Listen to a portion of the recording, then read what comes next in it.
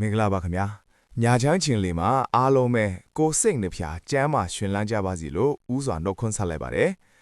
ဒီနေ့ကတော့2026ခုနှစ်ဧပြီလ15ရက်နေ့ဖြစ်ပါတယ်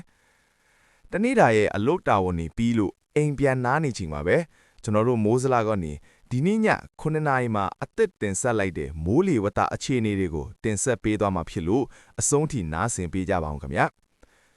ကဲပထမဆုံးအနေနဲ့ကျွန်တော်တို့မနက်ဖြန်မွန်းတဲ့ချိန်အထိမိုးလေဝသအခြေအနေလေးကိုကြည့်လိုက်ရအောင်ဗျာ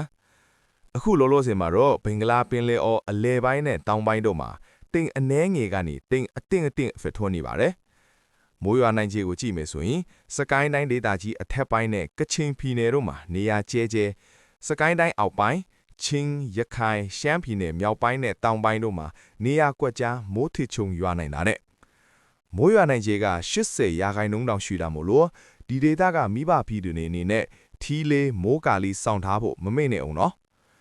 ရန်ကုန်ပကူးနဲ့အေယာဝတီတို့မှာတော့အများအဖြစ်တာယာမှာဖြစ်လို့ကြံဒေသတွေမှာတော့တိမ်အသင့်ရှိနေမှာပါ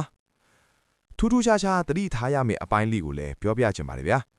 စကိုင်းတိုင်းအထက်ပိုင်းကချင်နဲ့ရှမ်းပြည်နယ်တို့မှာမိုးတိမ်တောင်တွေဖြစ်ထွန်းနေလာဟုတွေ့ရပါတယ်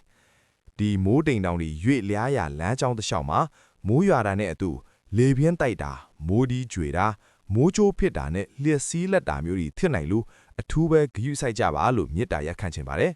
။နောက်နေ့ရက်အတွက်ခံမှန်းချက်အရလဲနေပြည်တော်မန္တလေးမကွေးစကိုင်းအထက်ပိုင်းတနင်္သာရီကချင်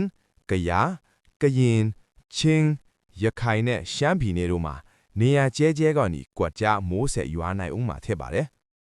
ပင်လယ်ပြင်ခလီးသွားလာမဲ့လုတ်ဖော်ကင်ဖက်တွေအတွက်ကတော့မြမကန်ယိုဒန်တရှောင်းနဲ့ကမ်းလွန်ပင်လယ်ပြင်မှာလှိုင်းအနှဲငယ်ကနေအသင့်ပဲရှိမှာပါ